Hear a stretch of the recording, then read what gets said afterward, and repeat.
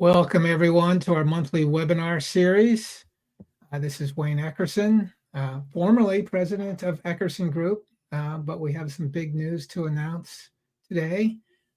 Eckerson Group has joined forces with Datalere. Carlos Bossi is the CEO and chief data architect at Datalere. He and I have worked together for many years on many consulting projects for Eckerson Group, and we are very excited to come together formally as companies. Carlos runs a data engineering and architecture firm that has worked with assorted companies for decades, including Microsoft, building out one of their data warehouses. And Eckerson Group, as you may know, has done a lot of consulting work in data strategy, data governance, self-service analytics, and data operating models. So now together, we provide the best of both worlds, strategy and implementation under one roof. So we're very excited about this merger. And together we have dozens and dozens of recent consulting clients, some of which are listed here. So if your company is in need of strategic guidance with data governance, self-service, or you need data solutions built, data warehouses, data lakehouses, data models, dashboards, we can now deliver it under one roof. So our speakers today for this topic, how to handle nasty, gnarly, and pernicious data quality issues, which is something that both sides of this house that I just talked about have run into with clients. Our speakers are Carlos Bossi, CEO and Chief Data Architect of Datalere, and Sean Hewitt, who's been our longtime data governance consultant at Eckerson Group and now joins with Datalere as well. And I will be moderating this session and interjecting as needed with my perspective. So all-star speaker list here with decades of experience managing data quality issues.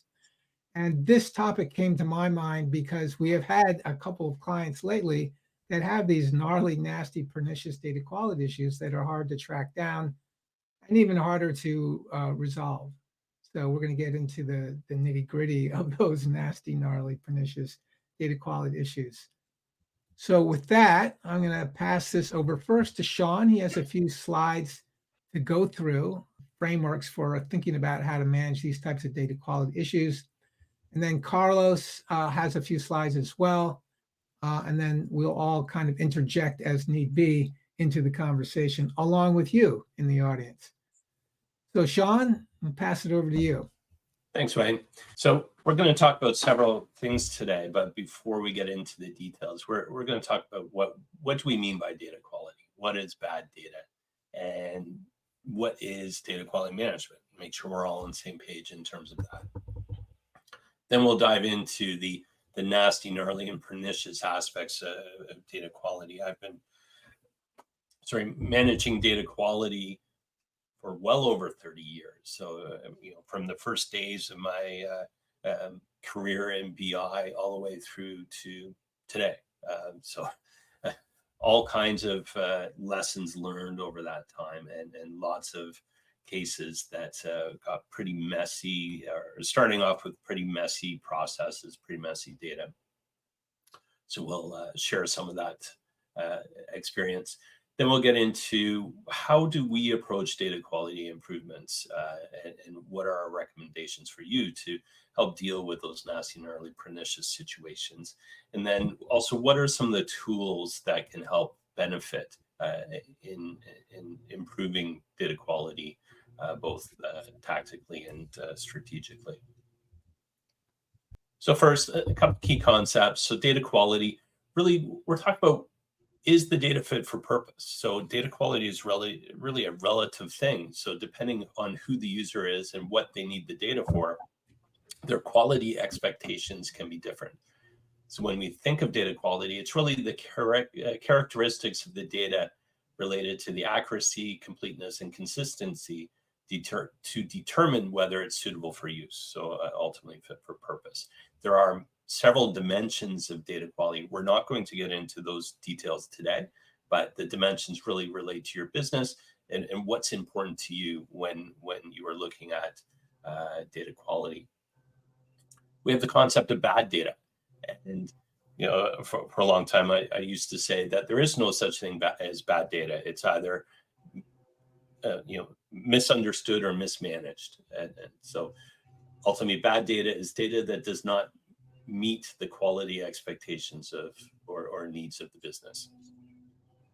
Data quality management is ultimately the framework that we use to monitor and manage data quality. So this could be a center of excellence, it could be a team, or it could be an individual that is tasked with identifying the procedures and tools required to consistently manage data quality. Next slide, thanks. So what do we mean by nasty, gnarly, and pernicious data quality? So when we are looking at data quality improvements, we quite often, it's a question of managing people, processes, and getting them to change how they're doing. And sometimes we have to change systems as well. Quite often, it really gets nasty and gnarly when we need people to change what they're doing in order to improve the data quality. And it starts with really understanding what is happening now. And sometimes it's very difficult to get those answers because there is a lack of ownership around the data. You don't have clear roles and responsibilities for data or data quality. There's silos of knowledge. So people are very protective of the information they have for the data within their domains. And sometimes are reluctant to share that, either because they are embarrassed by the lack of rigor, or they're just very protective because they think it can impact their job security. Conflicting priorities, so getting people aligned so everybody's working towards the same goals, and understanding that improving that data is important.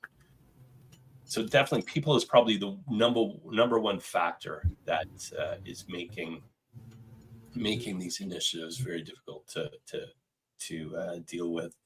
Process also has a big factor. So offline processes, people taking data out of the key source systems and managing the official source of the truth in a spreadsheet or others, making it hard to deal with. Metadata is a huge piece of data quality, and most organizations don't have appropriate metadata or sufficient metadata to help us really understand data and data quality. So that really adds to the nasty and gnarly aspects of data quality. Yeah. So Sean, I'm just thinking of one of our clients where, the data quality issues were really difficult to address and even identify because they spanned different departments and processes, and actually were caused a lot by synchronizing with an external organization. So when you cross organizational boundaries, whether inside the organization or outside, it seems to me that's really when data quality becomes really challenging. Would you agree with that? Oh, 100%. We've definitely seen cases where the data quality is coming from an outside party, and the organization we're working with depends on that. So how do you resolve a quality issue that's outside of your control? It's always a fun challenge. One of the things that I find is a common occurrence is what I call chasing ghosts. So this is all about perception, and it relates to the metadata piece as well. So this is when you have somebody reporting an issue with the data. So let's say it's a metric or a KPI in a report, and they are logging an issue saying it's wrong, that there is a problem with it. The challenge is, even though you know it's right, you've done your due diligence, you have the documentation, you know the logic that's being used for that KPI, you still have to manage the perception and the trust. So you need to spend time going through and validating that the data is correct and proving to these individuals that the data is correct. And this is where data literacy and metadata and things like that can help reduce those situations where people are logging false issues or expecting you to chase ghosts because their perception of what that metric is wrong. And so we need to spend time managing literacy, providing metadata to make sure they have the right understanding what that metric is, how it's calculated, and what are the quality rules that apply. Yeah, I know some organizations get caught up in endless rounds of validation. Usually that's a symptom that the business does not trust whatever IT is delivering Mhm. to it. So that's almost a trust and reputational issue as much as anything else.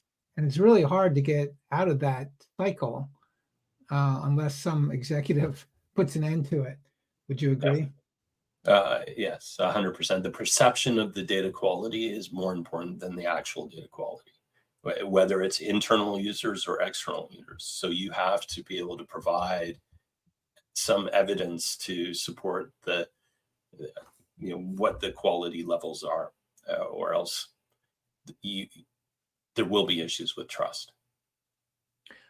In these really gnarly data quality issues, how long does it take? I know this is hard to kind of estimate generally, but I mean to really, I don't know, get the right people together might be the hardest part, right? And then to actually identify the issue and then resolve it. Are we talking weeks, months, years? What's your best guess?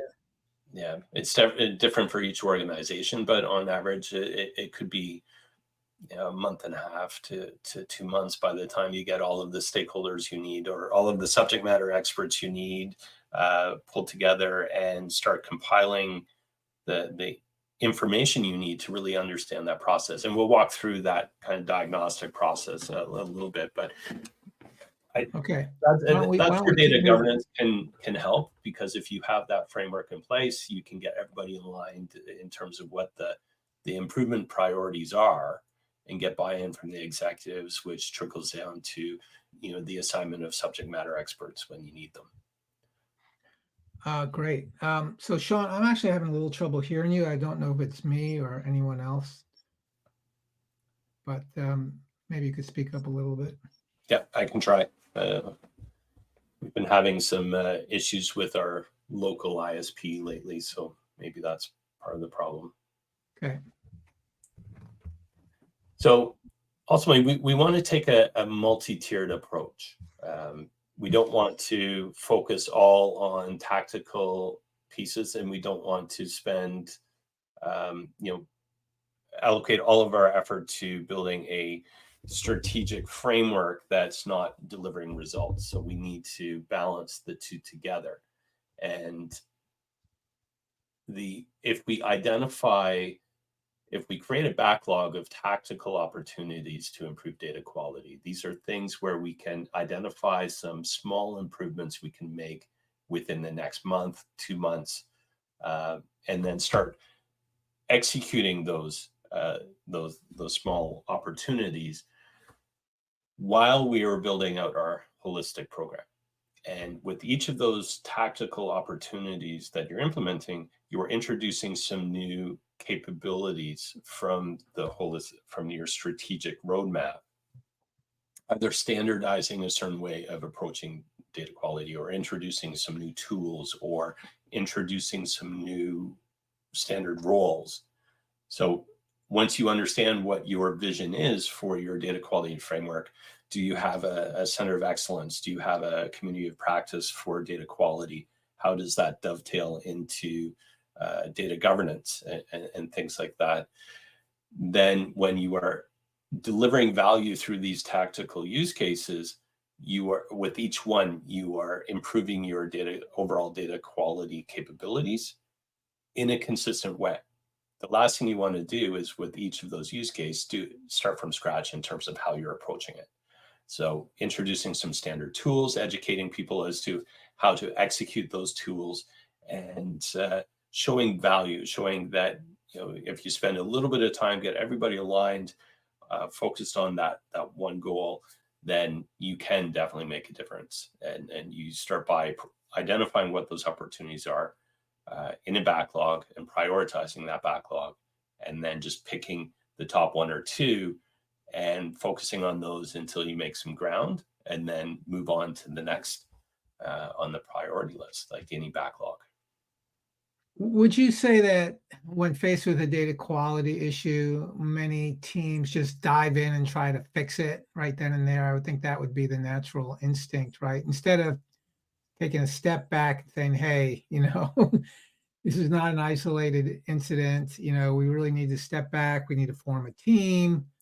We need to create a framework by which we're going to address these and remediate them, which is your data quality management program on the right. I would think a lot of companies kind of short shrift that strategic part. Would you agree? For sure. And it's comes down to the difference between addressing the issue or the symptom and fixing the problem. Right. Right. So it's okay to put a workaround in place to temporarily fix the symptom of the problem, to try and clean the data to meet the minimum expectations. But ideally, we're taking some time to identify what that problem is, which is usually system design or process design issue, or maybe it's a training gap that needs to be addressed. So those things take more effort, or there's change management aspects involved there. So organizations are less eager to get into that mess, because that's really the nasty, gnarly part, is changing people's jobs and changing systems and stuff like that. It's easier to just look at that data and say, oh, we're just going to do a script to update it in the data warehouse, or we're going to build some logic in the pipeline to fix this issue, instead of going back to the source system or the process and actually fixing it there. Oh boy, I can't tell you how many clients we've had who bemoan the fact that they're doing these quick fixes in the pipelines or in the data warehouse. And because I think they've thrown up their hands, and when it comes to changing anything in the source system, anything to do with data entry and validation rules, it just seems beyond their ken, right, to be able to address those things. And I would suspect that the only time you can make those kinds of significant systemic changes is when the organization feels enough pain. It's been hit between the eyes too many times with, real nasty things happening on the business side, that it will actually make those kinds of changes. Yeah. And that's why it's very important when you're looking at new data processes, new pipelines, new applications, that you are integrating quality controls into that design from the beginning. So understanding where are the potential failure points for data, and understanding if the data quality is compromised here, what is the impact to the overall outcomes? And then what is the probability of data quality issues there? Once you understand that, then you can say, well, what are the stewardship responsibilities we need in place to monitor data quality and action them when there's problems? What features do we need in the application or pipeline to help facilitate data quality management here and manage trust? So if you are building new solutions with that mentality that quality has to be managed as part of the design, then that will make it easier in the future, right? But that's a little extra overhead, so you have to justify that, and it will take some time to get very adept at incorporating those quality features. But once you do get adept at that, it just becomes muscle memory. Just a funny story. A long time ago, I consulted for the Royal Canadian Mounted Police, and they had huge data quality issues with their incident reports because they relied on the police, in the cars, who were addressing real life incidents, to key in information in their cars after the fact. And you can imagine how error prone that issue was. They built these custom made monitors and screens.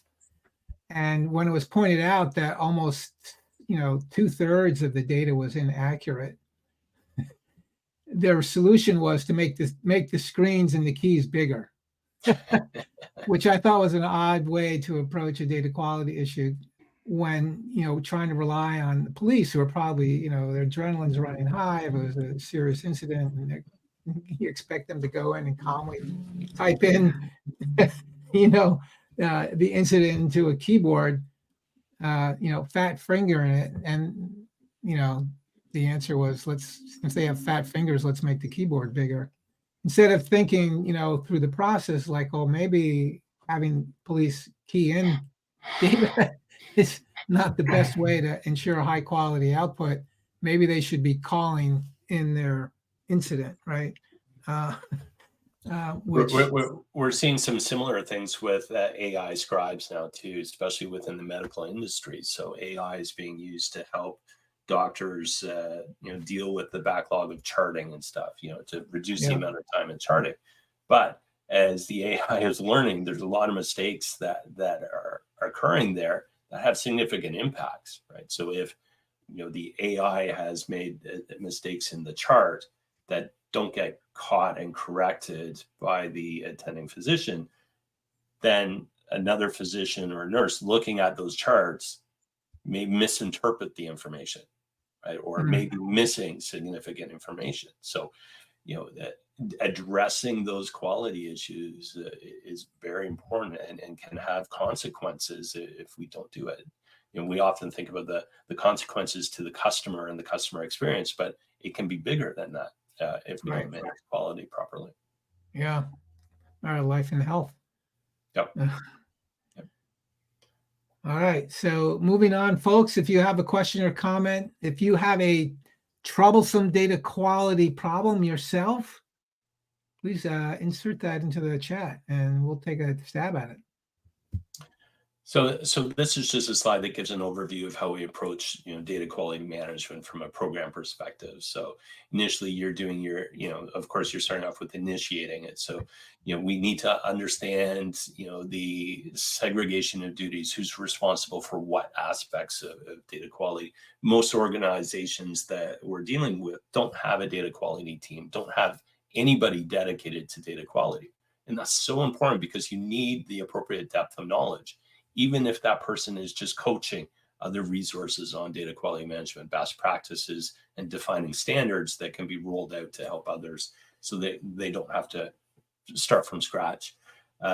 Establishing a working group to share knowledge and once we do understand what those quality initiatives are, those priority ones, getting people aligned from a variety of groups to address those and come up with the best solution to that problem, short-term and long-term, and start to take action.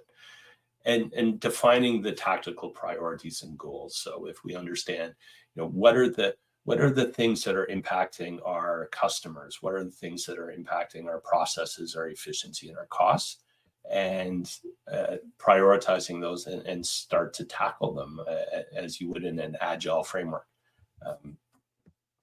Break them down to small pieces and just chip away at them. So remediation, having, once we understand where you're starting from, what those opportunities are. So remediation is when you actually start to implement those changes. So getting Tiger teams, implementing improvements for various needs or opportunities, defining some initial data quality guidelines, standard operating procedures, starting small, standardize where, the risk of not standardizing is significant.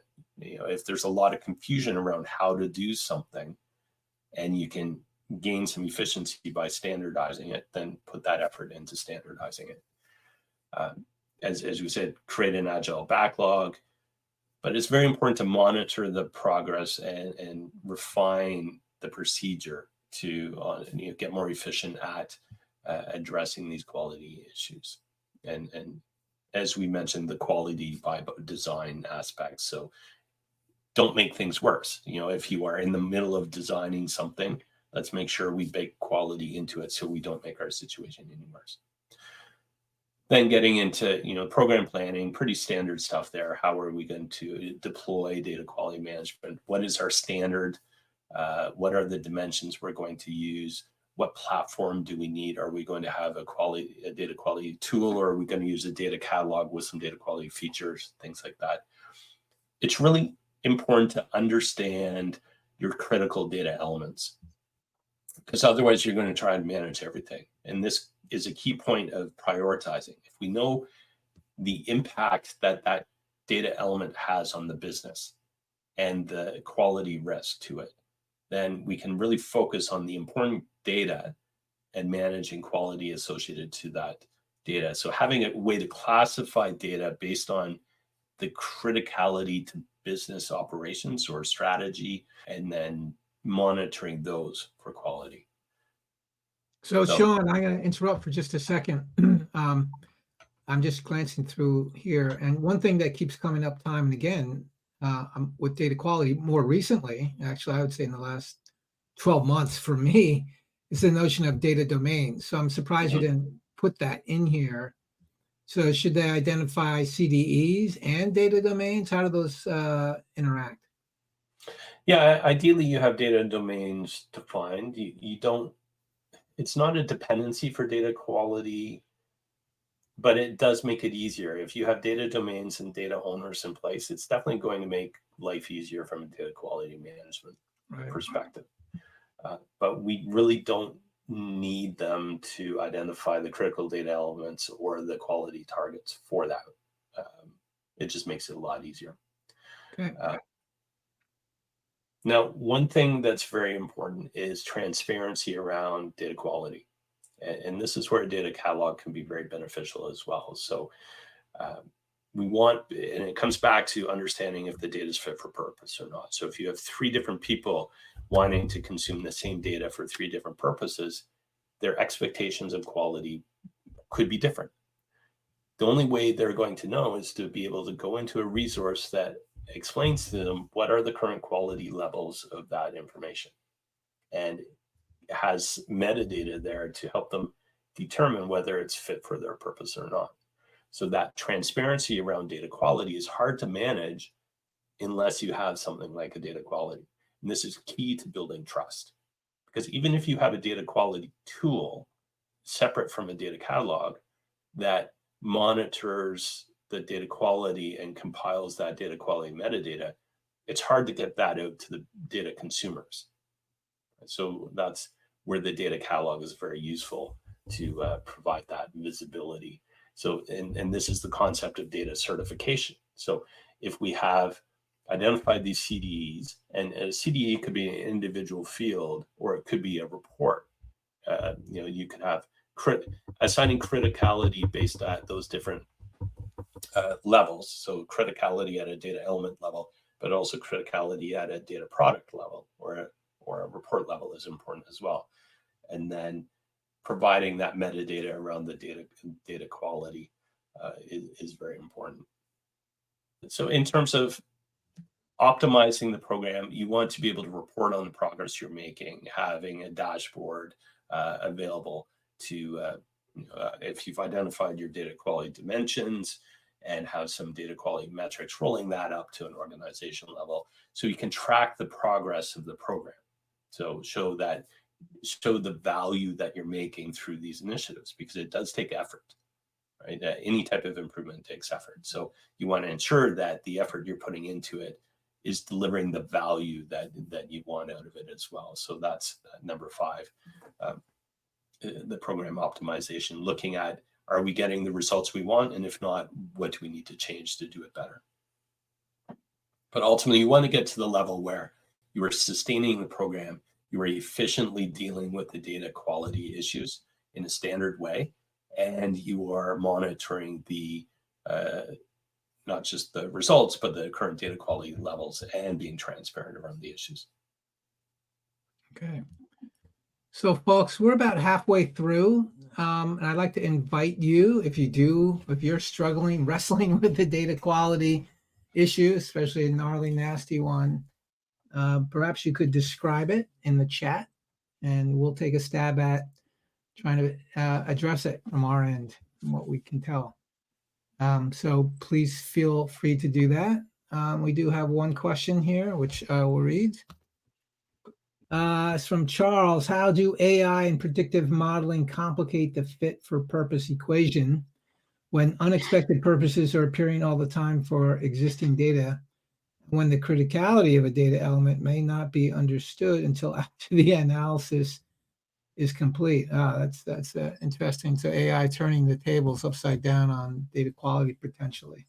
Yeah, and that's a great question, because we have to assume that when we have a data product or a data set, that there will be additional uses come up for it in the future. So the expectation should be that when we are implementing that new use case, so let's say you are implementing a new AI product that is consuming this pre-existing data set, that you are reassessing the quality requirements for that AI product related to that data set.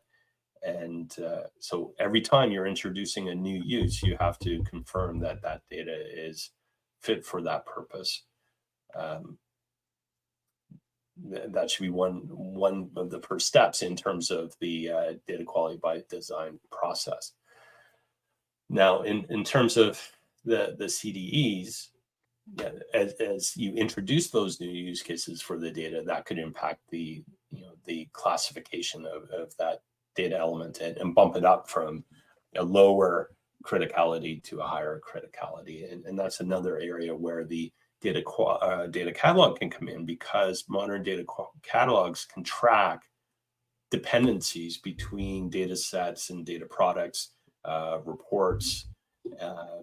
So then as new things are consuming that data, and you can track this through the lineage, you can create a calculation for the CD that helps you identify where are those high value data sets. And then if there is a quality issue, if you have 10 quality issues, which one do you start with? So then you look at the criticality classification, and the high value ones are where you start and allocate your effort. Hopefully that answers. Hey, can I chime in on this one too, especially since a director of data engineering asked it, and I'm addressing this from an engineering point of view. But one thing I would say is AI and machine learning are intended to find relationships among data elements that we can't see as humans, right? That's really the value of it.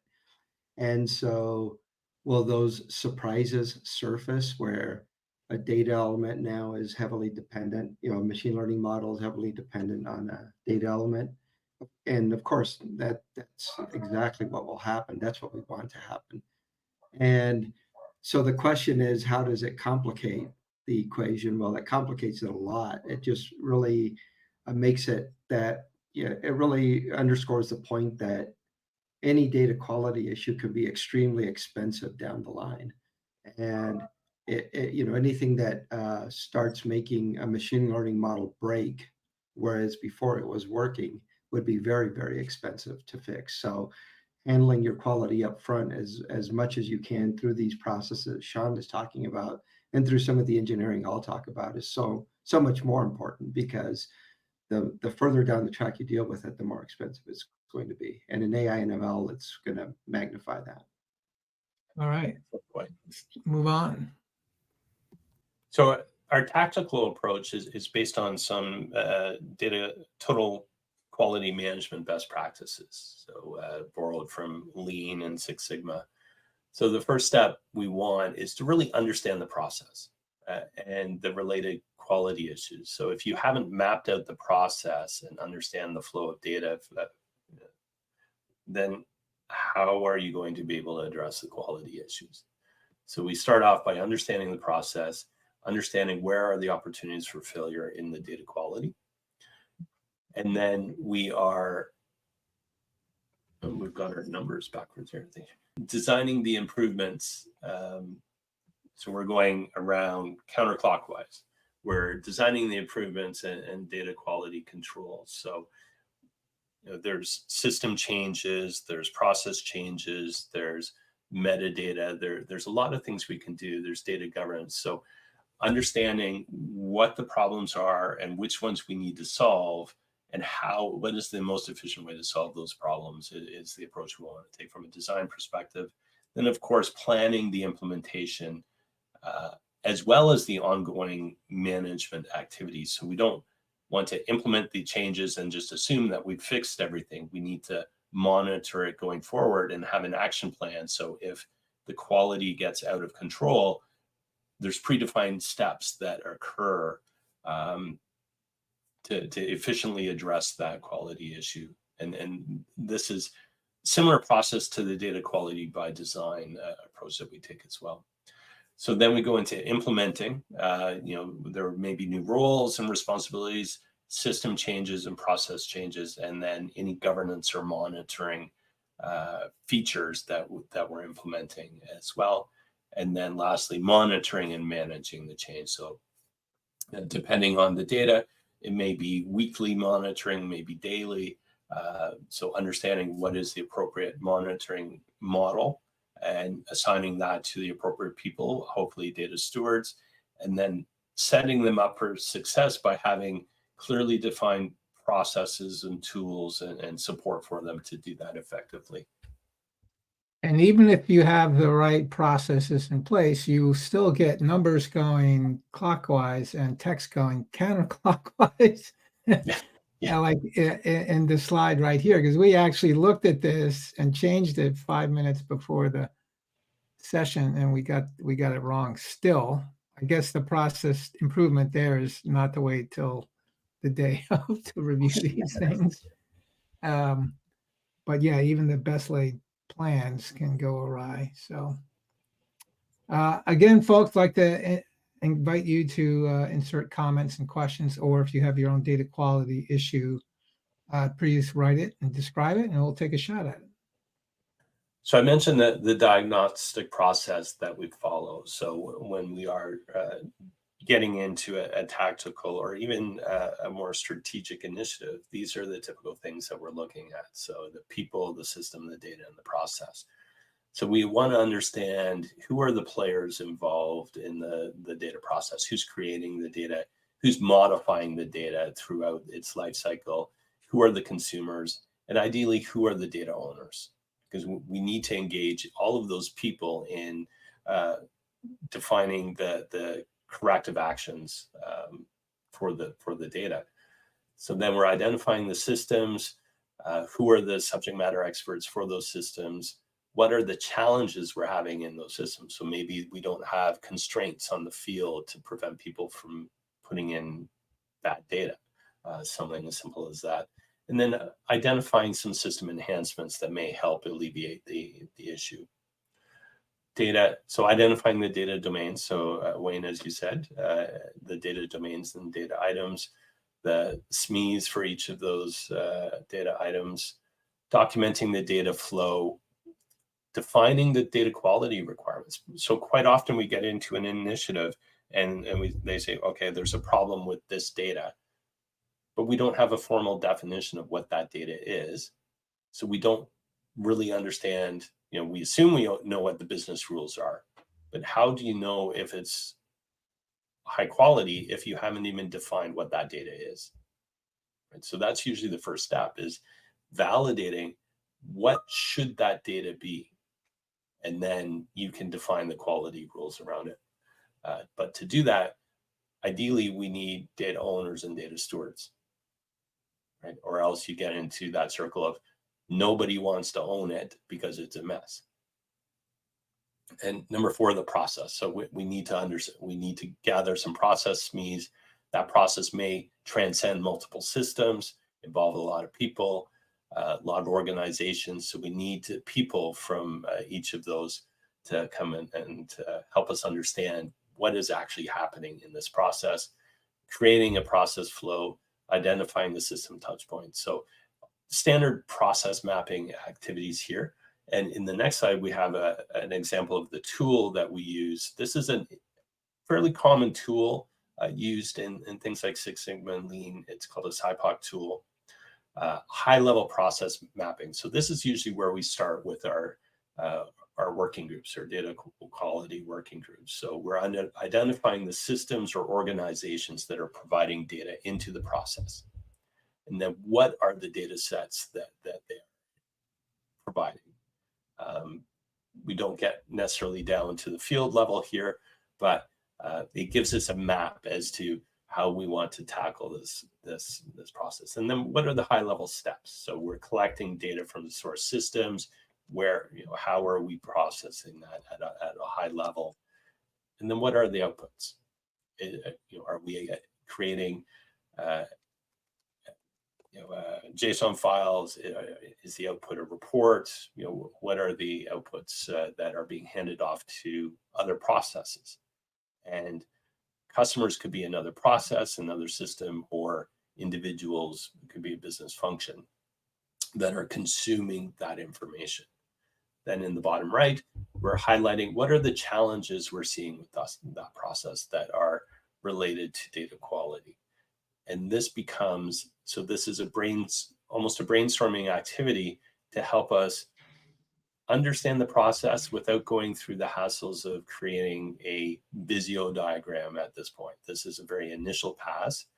So it eliminates that need to kind of lay out all the boxes and stuff. So we found this very effective.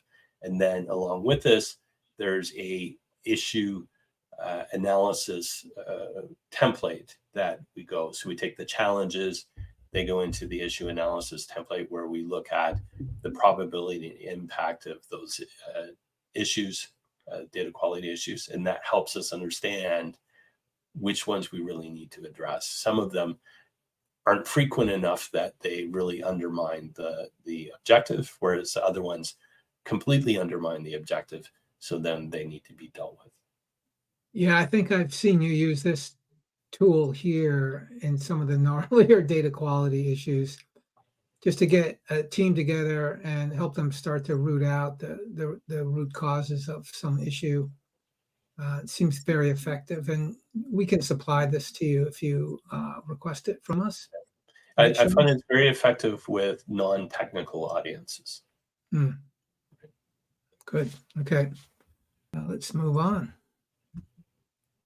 So in terms of implementing data quality improvements, so once again, we're dealing with people, process, systems, and metadata. Those are the key things that we're usually changing. So often we're assigning new roles and responsibilities. It could be introducing data stewardship responsibilities. We need to assign that to an individual. It could be implementing data ownership. It could be introducing the concept of a data quality manager, things like that. But there's often some training requirements. So let's say we are improving a process to eliminate variability in the data. So we may be changing the standard training that's available for some certain roles to make sure that they are not continuing to do things the way they are, and we can fix the data quality. From a process perspective, so there could be a governance or stewardship process there. So maybe we need to set up a process where somebody is reviewing a data quality report related to a data pipeline and signing off that the data is fit for purpose. It could be part of the data certification process, or it could just be spot checking data on a monthly basis prior to month end or the period end. Introducing data literacy and proficiency. So maybe some of the quality issues are related to misconceptions around the data and what it actually is. So educating people to help them understand and use that data and not make mistakes with that data is very important. We could introduce some data classification, data cleansing, but one of the key things that we're doing is introducing data quality control plans. So this is a strategy related to a specific data process or data product. What are all of the things we're doing to address quality related to that? And that is bundled up as a data quality control plan. Okay. Once again, introducing metadata to help build transparency around data quality, help people assess the fitness of data and be able to monitor the improvements of data quality over time. And then improving systems, we might introduce new standards for applications that relate to data quality and how we're ensuring data quality, not just within that system, but downstream. The concept of data quality by design, baking data quality into those solutions as they're being designed, not waiting till after the fact to catch data, have the customer or other people catch the data quality issues for us. And then if you can, introducing data catalogs to help facilitate data quality management. So we had a few comments come in that I didn't see because people actually put them in the Q&A section, which is really what they should do. We always default to the chat tab, but let me read some of these comments from Jody. The data quality programs that I have seen be the most successful incorporate some change management adoption through data literacy and helping the business and leaders understand the value and use of the data or lack thereof when it is not accurate and complete. Also, many companies are using tools like Informatica data quality to help monitor, measure, and manage the process for reviews and corrections. Have you seen this? And are there other tools you recommend? So now we're getting into Carlos's territory. Well, both of you really. Yeah. So why don't I stop there? The short answer is yes, definitely. And I think it's very important, but I'll let Carlos talk more around that in his slide.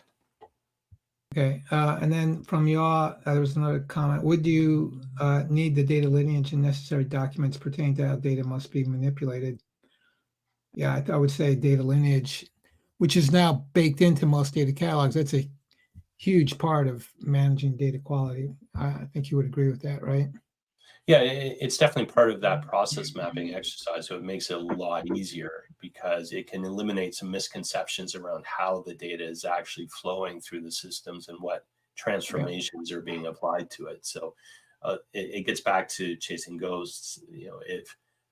If people don't really understand what that process is and how that data is moving and how it's changing, they're always going to misunderstand the data quality.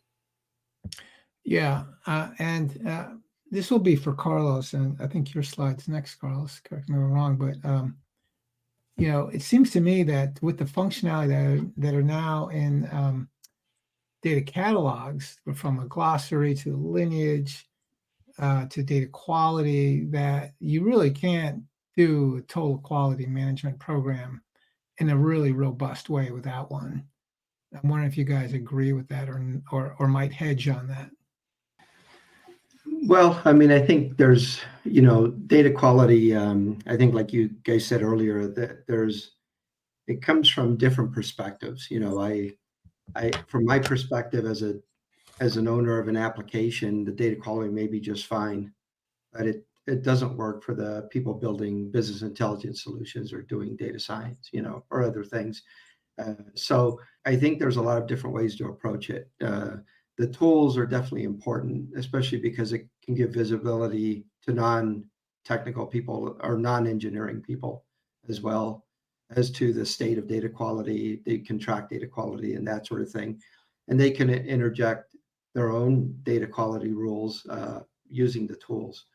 So I think from that point of view, the tools are important. But there's a lot of things going on behind the scenes that engineers are seeing, and I think that's that's the approach also that I'll talk about that also is important here. Yeah, so I think we have your slide up, Carl. So if you want to give us the engineering perspective on data quality, that would be great. Yeah. So my main principle that I want to talk about here is how do we engineer with quality, and I think in developing pipelines, data pipelines, and building solutions that integrate multiple systems, one of the things we as data engineers have not done well, not as good as our our cousins in application engineering, is we don't think of how we're going to test it before we develop. And if I'm developing a good application, one of the first things I'm going to do is determine how do I want to test it and what are the test scripts I need before I even start developing. How do I plan for bad data? How do I plan for schema changes and other things like that?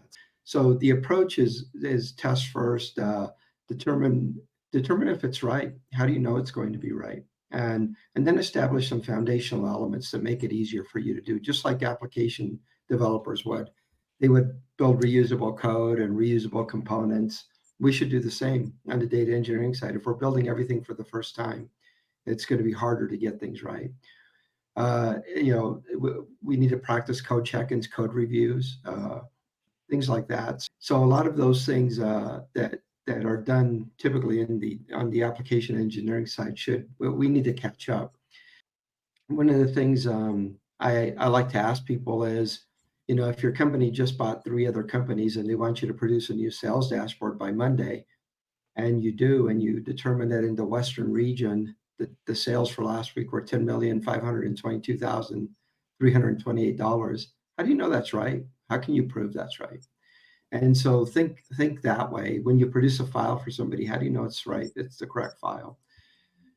And so we want to reuse, we want to check quality of every step of a pipeline. We want to make sure we can run test scripts that test the data. Instead of testing the application, we need to do data testing and employ proper deployment procedures. So then that way we can manage code and reuse it and use it properly. So in the arrow I show at the bottom there with the pipeline, what we do is we check quality every step in the process. If I'm checking my raw zone or my bronze zone in a medallion architecture, did I acquire all the data? That's a key point, and that's just not row counts. Is it? Am I acquiring all the columns properly? Am I storing it? Am I time stamping it all properly? Am I transforming data once I refine it properly? Once I transform it, I need to check it again for quality, and then I turn it into measures and metrics and trends and things like that. I need to check it again for quality. Then my semantic layer comes into play, and it's going to produce calculations that are based on the context of the user's view. How do I know those are correct? So establishing these baselines and checking against the baselines is really important. That's why Sean mentioned earlier, measure your data quality in some way. And it doesn't matter what it is to start, but it's a baseline that you can start with so that you can show improvement over time. And that number should get better and better and better. And in one organization years ago, we measured data quality just by how many tickets we had open that were data quality tickets. And then were they critical or simple or not critical on a scale of 1 to 3? We added up those numbers, and that was our baseline. And then as we got closer to 0, we were doing better. So there's a lot of ways to measure quality. The tools will measure it for you as well, and it's a way to see if you are getting better, right? Because if you do the proper things, it should improve. Yeah. What I like about this is if you're applying this level of rigor in the design, and you can certify the data before the data consumer takes it, you're eliminating the case where there's really 2 scenarios I see a lot. Either people are blindly using data that they shouldn't be using and making bad decisions with that data, or they don't trust the data and they spend a lot of time double checking the data. And if you have 30 people using that same data product and none of them trust it, and they're all double checking it themselves, that's a lot of wasted effort. So going through this level of certification here, being transparent about that, you're addressing both of those issues, right? So you're reducing the risk of somebody using the wrong data and making mistakes, and you're eliminating the risk of people wasting time validating data that somebody else has already validated. Great. We're coming down to the end here, Carl, so I think you're going to get the last word. Here's some tools, obviously, that you've been using.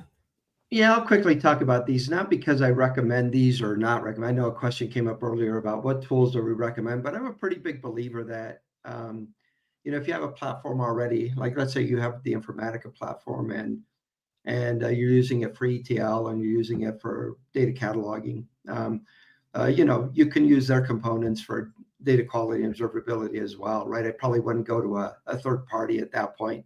And that would be true for some of the platforms that come with a lot of different services and different modules that you can plug in. You can also go with a standalone data catalog tool. Some of the leading data catalog tools I've got listed there is, normally there you can do data quality initiatives out of those data quality tools or data catalog tools as well. Sometimes it's an add-on component that you need to pay for, but if you're already using one of those tools like Calibra, then yeah, I would say that's probably the best way to go, is also use their data quality and data observability modules as well. And then there are standalone data quality tools that you can just fire up and use them independently. And even though tools like Oracle and Microsoft are part of the big big vendors, they can also be used independently, depending on what platform. If you're on Azure, you may go with Microsoft Data Quality Services, or if you already have some Oracle, it might make sense to go that way. But these components this software is purely for data quality, and will have functionality built into it like that's richer for pure data quality solutions. So not really recommending any of these, but they're all options, and there's obviously a lot more. But right now, often we see people running data quality issues out of their data catalog, and sometimes based on what software they already own. Yeah. And the data quality or the data catalog is a good way to introduce some basic profiling and apply some quality rules. One of the challenges we see there is if strategically you don't want the data catalog actually seeing the data, you just want to just presenting metadata.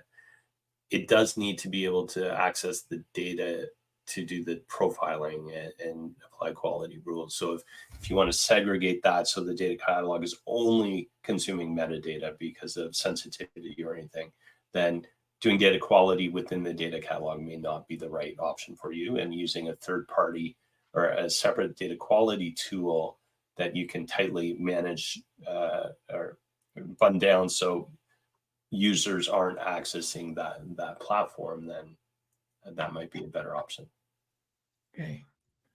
Well, great. I think that was a wonderful presentation. Just leaving you with some key takeaways.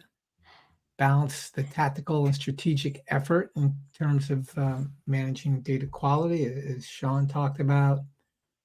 We just discussed the need to invest in tools which can help automate certain capabilities. And the best thing is to design your systems and applications for quality upfront, and then manage those as time goes on. So with that, I'd like to thank our speakers, Sean and Carlos, for their time today. And I'd like to thank all of you listening for your attentiveness. So thank you very much, and have a great rest of your day. Thanks, everyone. Thank you.